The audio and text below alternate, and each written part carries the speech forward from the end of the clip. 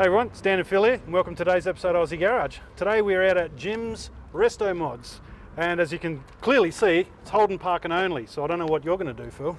Yeah, that's why I didn't bring the Ford. Yeah, So, nice. Wasn't any point. All right, let's get back to the classic cars and we'll get inside and have a look and see what he's got.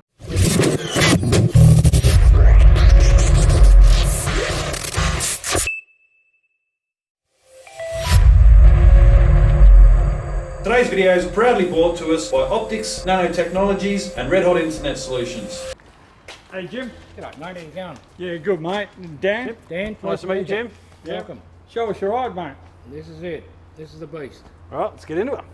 All right guys, I'm here with Jim. Now we're going to talk about your vehicle today, mate. So what is it? 1964 EH Holden Premier. How did you get this car? Seen it advertised on Marketplace back in New South Wales about 5 years ago. Okay, awesome. Been in a shed for about 12 years, I believe. It was an ex-show car, Yep, and had to have it. perfect. So what did it look like when you first got it, buddy? Heap of shit. Fair enough. No, it wasn't bad. It was all there, original Prem. Okay, cool. And like I said, it had been a show car, so it was a 9-inch diff, 5-speed gearbox. Perfect. Original 179 HP with triple Webers. Yeah, nice. Yeah, so it was all there. I got it going. It wasn't running when I got it, but Yep. got it going and couldn't drive it. The brakes weren't working, that sort of stuff. So Okay. Tell us about the colour and the body of the car. the colour, I wanted in between a silver mink and a roebuck pearl, the original sort of Prem colours.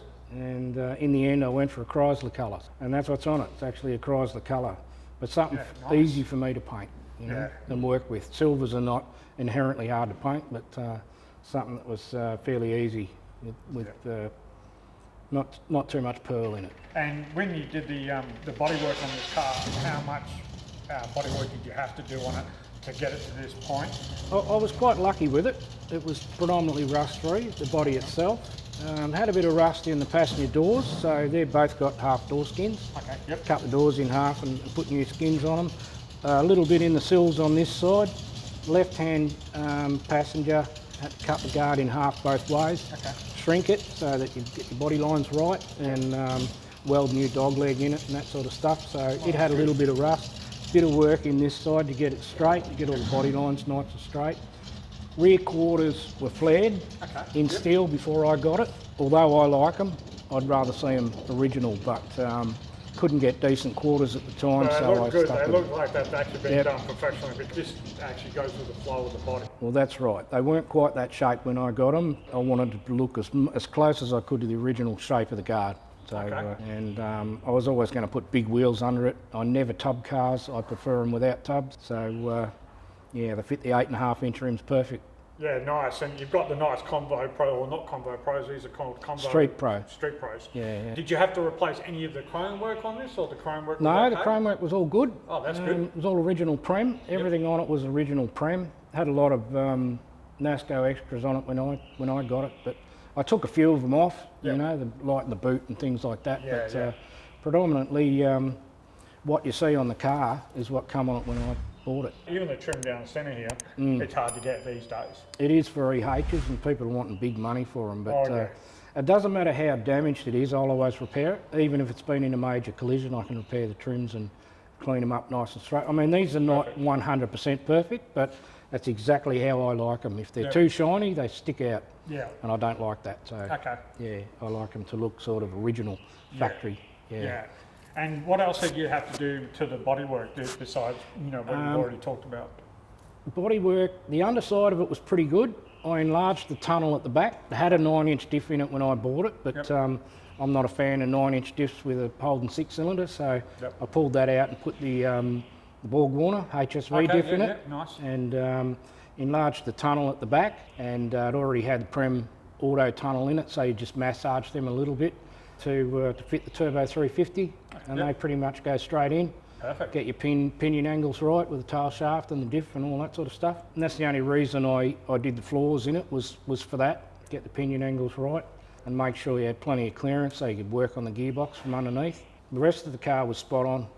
The actual back tyre is deceiving from what it actually is. Yep, It's that's not right. as big as what you actually think it is. That's right. Yeah. Yeah, the 215 tyre on an 8.5-inch rim. Yeah, Yeah.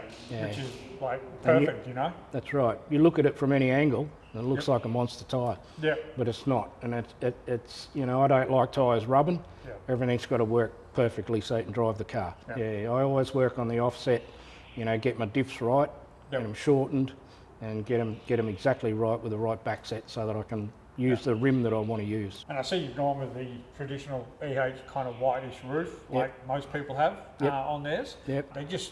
I think they stand out more Yep. from my point of view. I wouldn't own an early Holden without an ivory roof. All my Holdens have ivory roofs, except for the Toranas. All the chrome's been re-chromed.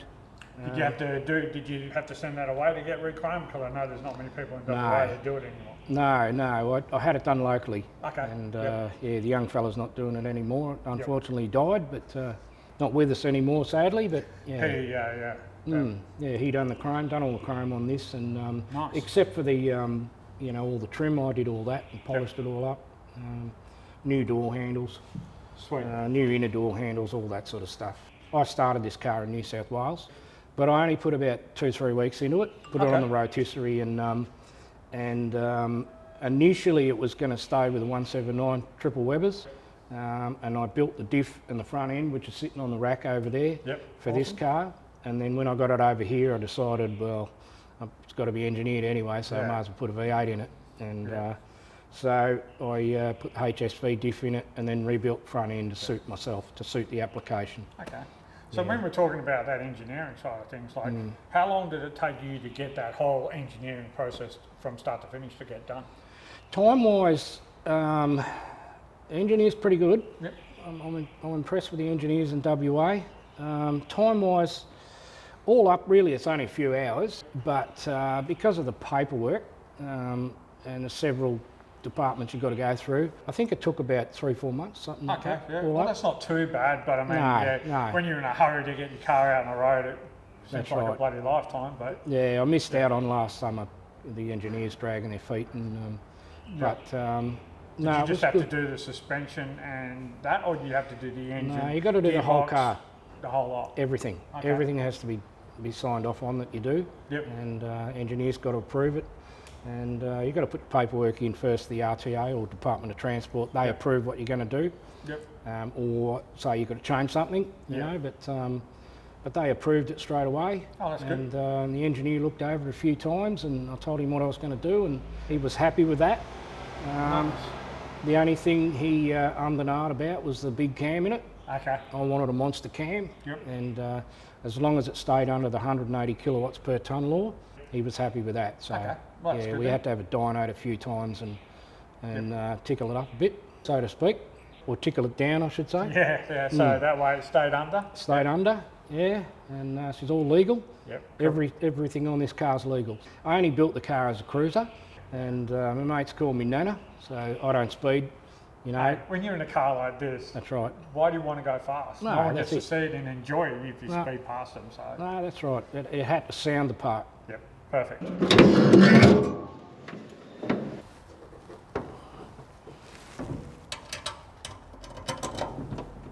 What size engine block is this? 308. 308. Okay. Yeah, 30 thou over 308. Nice. Have you stroked it or put any forged internals or anything like that, apart from that big cam? No, it's just high compression pistons and all the good gear, all the Okay. ACL gear. It's not super high performance. It was built as a cruiser, but it had to sound right. It's got the big valve heads on it and performer manifold and monster cam. Apart from that, it's all old school sort of technology, you know, the typical stuff you'd put in a 308 Yeah, back in the day. And that you know, I'm not into the modern cars, so I'm an old school type mechanic, you know, Yeah, so that's what I do. So you've got the extractors on it, or just straight off the Yeah, headers? they're hand built. I built those to run down the inside of the rails. I don't Perfect. like them to go out the guards. I started with VC Commodore, something like Okay, that. yeah, Extractors out of one of them. I just can't remember now. And then I chop them all up and modify them to suit. Perfect. Yeah, so yeah, That's nice. Get 'em to flow And that and- gives them that nice custom feel too. With that's it all, right. Yeah. Yeah. Well, you know, I mean, you've got to make your own headers. I have someone make them. Yep. You know, I always make my own headers and get your clearance for the engineer to be Yep. happy, and and all your steering geometry to work and that sort of stuff. So Yep. yeah, I work all that out first, get all the steering geometry set up, Yep. brakes and all that sort of stuff, and then build the headers around it. Got HSV brakes in it. Yeah, okay, great. Yep. Yeah, early stuff. I think it's VS Commodore or something like Okay. that. It's got a VS Maloo diff in it, shortened with billet axles and tricked up a bit. And the gearbox is running at the back? It's got a shift kitted turbo 350, the high stall, and I don't like quick shifters, so I modified a SLR Torana type shifter to suit my application, because I wanted to keep the original Premier console. I have chopped the console in half and remade the whole back in steel, so it had a lift up lid, and but it all looks period 64 sort of thing, Nice. and looks like it's meant to be in there. It all suits that, suits the floor tunnel and suits the turbo 350, all that sort of stuff. So the shifter's right where you want it. Original brake booster? No, it's all upgraded. Yep. Yeah, it's just an aftermarket dual diaphragm type booster and Cool. big master cylinder so the brakes will work, Yep. as they should. I build my own steering columns out of 3 columns. Okay. I use the original EH honeypot type setup at the top with the indicator stalk and all that sort of stuff's all original. And then it has to be a full collapsible column. So part of it's Commodore. I think up to VPVS Commodore was still 7/16 type spline, and which is same as the EH. Weld it all up and make one column out of 3, so it's all collapsible, and change the mounting points and strengthen it up a bit and make it look good as well. Yeah, perfect. Hide it away so you can't see it. Okay. And what are we running as far as like carby on this? It's got a 650 brawler on it. Yeah, I fiddled around with carbies. 600 was a bit small. Yep. And needed a little bit more power for it to run properly, So how do you find those the brawlers? How as far as rating them? Thirsty. Yep. Fair enough. Real thirsty. And downsize the jets in the front a little bit and upsize the cam. Get a little bit more fuel going in off idle. Yep. Because it stumbled a little bit off idle. Up to about 40 k's. Yeah. Okay. Yep. Because of the cam, size of the cam in it. And but apart from that, it's pretty well stocked. The carby. Yep. Yeah. And it runs okay, but it's a work in progress. Yep. Fair enough. And I might go fuel injection. I'm not Okay. sure. We'll see down the track, because I don't like what I'm putting in the tank. Yep. It's costing me a fortune to run the damn thing. So What future plans have you got for this? air conditioning, I haven't put that in because I want it to run through at least half a hot summer. See whether I've got to build another radiator. I'll put an electronic air conditioner in it when I do it. Yep. So I can put the compressor in the boot, put it under the guard or wherever I want to put it. I don't want anything in the engine bay. Yep. As you can see, I've de-wired it, decluttered it, de-plumbed it. Beautiful looking. Yeah, welded everything up and try to keep it stock looking but clean. And I intended on putting power steering in it, but I may not do that. Okay. But Yep, we'll see. Yep. Part of the cooling system on this car is the reverse cowl. I'm not a fan of reverse cowls as such. It's certainly not there for looks, but it's there for function. Yep. So as you can see, we've got a hole under the bonnet, Yep. just over the radiator, and it draws the heat out, and Okay, it works extremely well. Perfect. Because it's got a V8 in there, air goes in through the radiator, and normally it'd go down past the 6-cylinder and out the back, but because it's got a V8 jammed in there, it just creates a, the big combustion chamber, a heat chamber in there, so got to get that air out. And I actually built this one out of an EH bonnet, not the original one, and an EJ bonnet. I used an EJ bonnet because it's a little bit stronger than an EH. Yep. You've got the double ribs in the centre, and I thought it might hold up a bit better than the EH bonnet. Yeah, so- fair enough. But it's certainly half EH, half EJ, because the cowl I built out of a EH bonnet, which is hanging on the wall beside you. Yeah. No, it does the job, and it works really well. Perfect. Yeah, you can actually see the heat fumes coming out, So the back of the bonnet's a negative area, and it creates a bit of a vortex there at the windscreen, and you can see the heat coming out of it when you're sitting in the car, so it works well. Let's go check out the interior Alright. and see what you've done in there. Yep, no worries. We can get a clean look. Yeah, the whole interior has been retrimmed. It's all original Premier.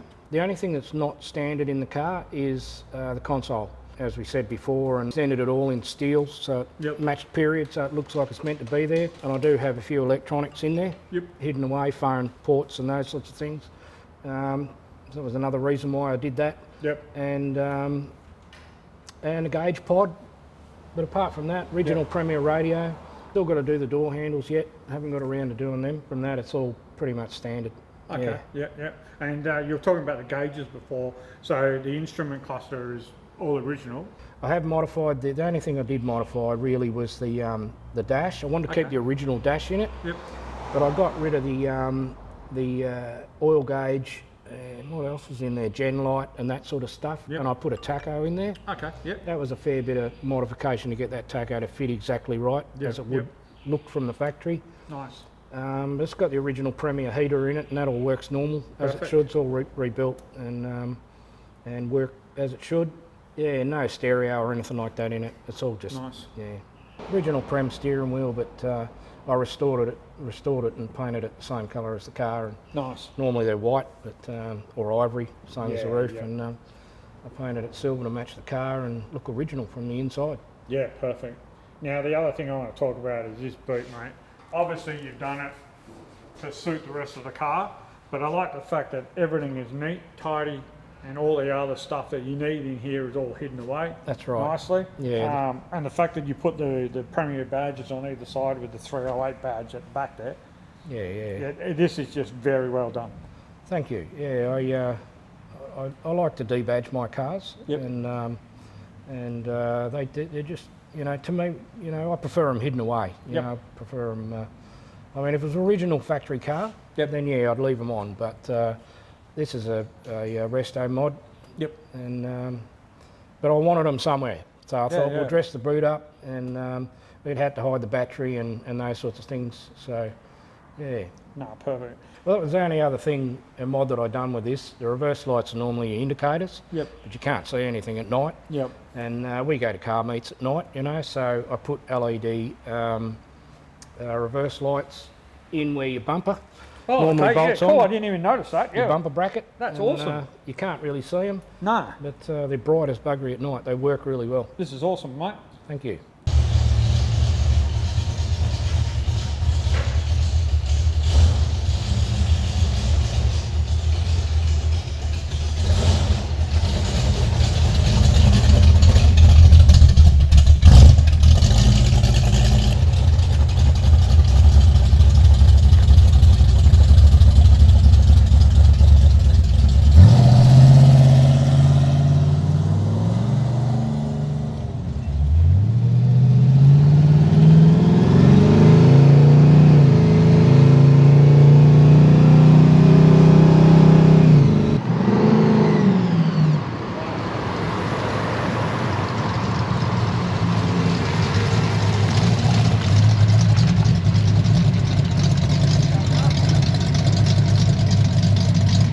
Jim, let's talk about this thing here behind us, mate. So the Beast.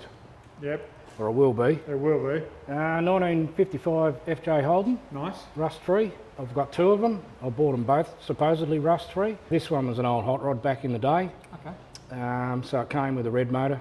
Nice. And 5-speed gearbox, Torana diff, disc brakes, all that sort of stuff. Hatfield front end and collapsible steering column. I've rebuilt everything in the car mechanically and just started on the body, straightening it out and cut a little bit of rust out of it. I've actually modified the back of this car a little bit. I don't normally modify. I try to keep the bodies original. Yep. But as you know, on an FX/FJ, the bumpers sit right out. What I've done is I've let the bumper right into the car. So it hugs the body. So it hugs the body. Got rid of the fuel filler, put the fuel filler inside the boot. Apart from that, the body will be standard, apart from the modifications I've done to the back. Yeah, nice. It's a typical modified HR front end, but it's got HT collapsible steering column, and I've modified the dash inside the car so that I could lift the column up so the steering wheel's not sitting in your lap. It's up where it should be. And I will run an EH steering wheel on this car as well. Nice. So inside the car, I've got to put a few gauges in, obviously your oil pressure, water temperature, that sort of thing, and make sure the engine's working right. Especially if you're going to run a hot 6 on it, that's for well, sure. this is above that conception as well, and we'll have a look at that now. Yep. And let's have a look, mate.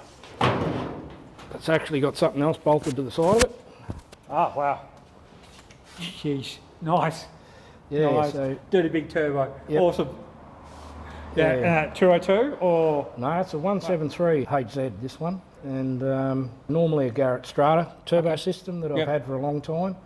And a modified 4-barrel and put a 600 Holly in it, boost reference Holly. Nice. And apart from that, electronic ignition, all that sort of stuff, it's pretty well stocked, the engine. This will be a lovely car to drive, 5-speed gearbox, the typical Toyota 5-speed, sorry.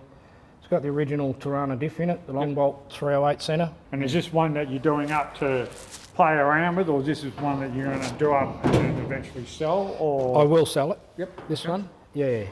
Yeah, the EH is a keeper, but this one I will sell. And you've got one more project in here. Yeah, I've got another project, yep. Go take a look at that one. Done. So what's the plan? Predominantly, it's a 1970 model. Predominantly, I want to keep it as original as I can. This one will be more of a Concourse Resto. Yes. I don't really do Concourse Restos, but this one will be a Concourse Resto. Nice. And keep it original colour, Sebring orange, with the black stripes, so the twin stripes up the bonnet, that sort of stuff. Yeah. We'll have an exception of a 186 with triple Webers and a better 4-speed gearbox. Okay. But apart from that, the car will be stock. So give it a nice blow, like an XU1 kind of motor Yep. setup and everything in it. I had to send away and buy the original Webers. Cool. Yep. And I've got original new old stock set of Webers for it. Nice. Manifold, linkages, everything. Yeah. And I've got period correct head for this car. Just got a stock 186 that I'm going to build for it. Yeah, no drama there. And a later model Commodore 4-speed. Interior, you're going to go black or you're going to go Yeah, this whatever it was the interior in this particular car was black and silver. In my opinion, with all the Toranas and GTRs and XU1s, this was the best looking one.